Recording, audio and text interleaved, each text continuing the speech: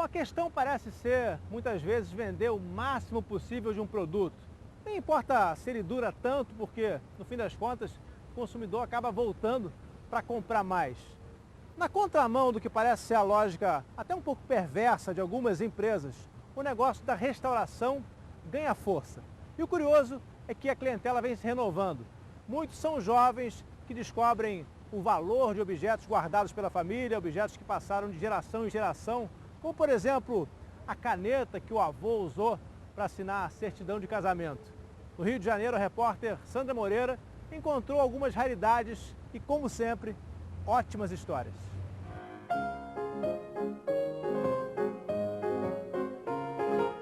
Uma cidade que sonhava ser a Paris dos trópicos.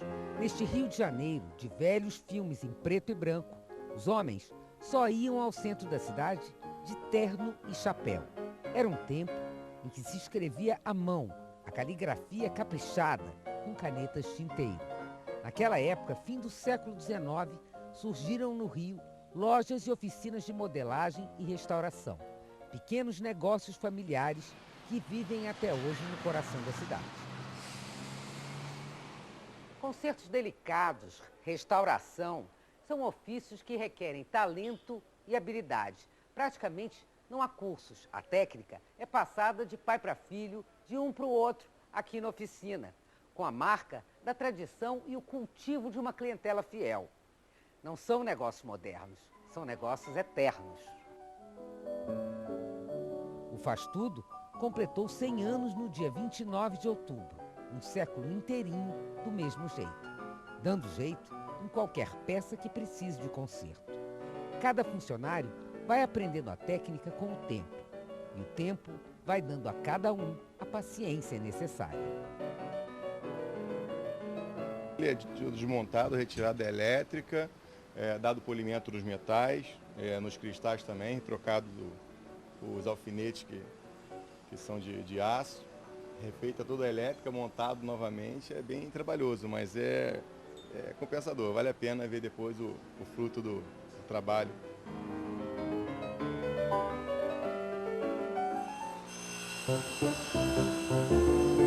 Cada concerto é um desafio.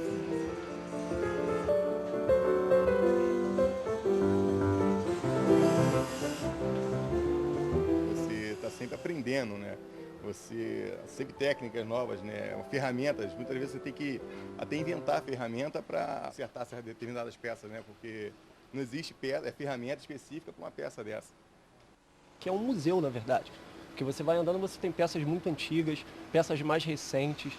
Então, assim, é um mundo completamente diferente. Da porta para fora você tem um Rio de Janeiro, da porta para dentro você tem outro.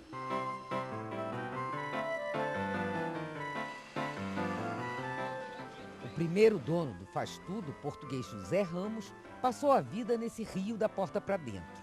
Hoje, são vários sócios, quase todos antigos funcionários. E os negócios já não vão tão bem como antigamente. Mas o Faz Tudo, que tudo conserta, aprendeu a resistir. Essa pessoa que trouxe a peça hoje, ele falou, cara, eu procurei tudo na peça e não conseguia. Eu acredito que só vocês possam me ajudar aqui. A gente tenta, pensa um pouquinho aqui, o que pode ser feito? E o outro vai pensar também para ver se consegue dar o resultado final que seja do agrado do cliente. Você faz o serviço para o cliente vai indicar outros clientes, você vai mantendo essa tradição.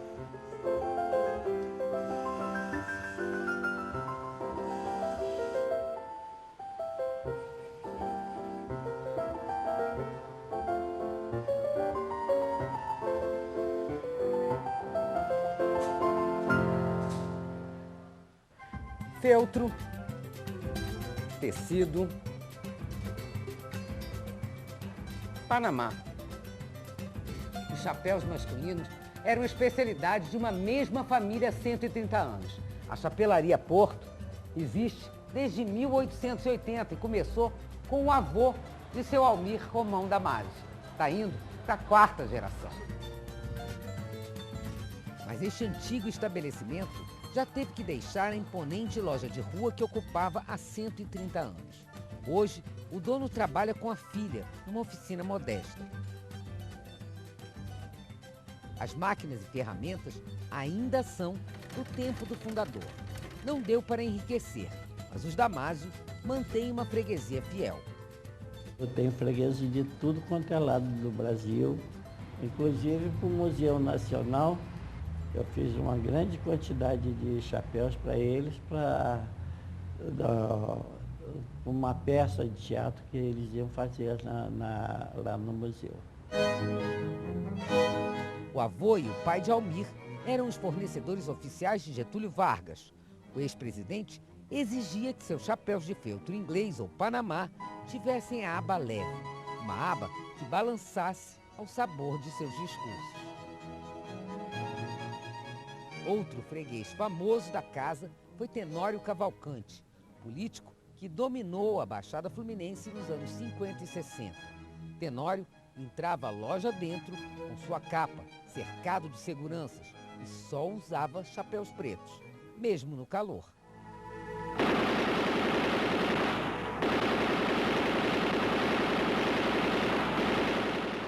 Eu sou o samba. O cantor Zequete deu nome a um chapéu da casa. Toda a malandragem, todo mundo aqui usava o chapéu nariz de ferro. Aí meu pai começou a fazer um outro modelo pequeno. Aí o Zequete entrou, viu e gostou. Aí começou a cantar com o chapéu na cabeça. Vejo agora esse seu lindo olhar, olhar que eu sonhei, narará que sonhei. A tradição e as técnicas de modelagem, Almir pretende deixar para a filha, Vanusa, que trabalhava com artigos de festa e agora também faz chapéus femininos e de época no velho ateliê. E já tem a minha neta também, que será a 5ª geração.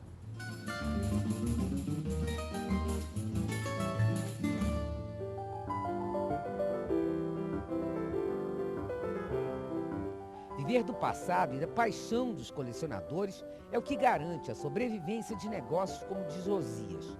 Nesta pequena oficina, ele conserta e restaura canetas, isqueiros, cachimbos de todos os tipos e épocas. Josias já teve loja de rua, frequentada por políticos e empresários. Veio a era da inflação galopante e ele perdeu tudo. Virou camelô. Mas a habilidade para reconstituir canetas e isqueiros com valor de joias manteve de pé o negócio. Josias reergueu a empresa e hoje o rei das canetas trabalha com o filho, Alain. Até no colégio, quando eu levava as canetas para escrever no colégio, eu consertava as canetas dos colegas. Né? Então eu tenho essa paixão, aquela borração toda, aquelas carteiras que tinham vidros de tinta, adorava aquele negócio. Então estava sempre arranjando uma borrachinha, uma coisa para consertar a caneta. Mas no mundo em que canetas e isqueiros viraram peças descartáveis, como viver disso?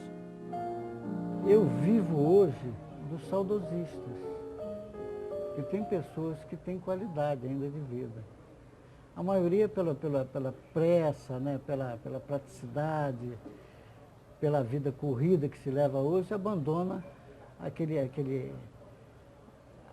romantismo de uma caneta tinteiro, de um isqueiro de pom, de um cachimbo Danhill, de um cachimbo BBB, coisas maravilhosas.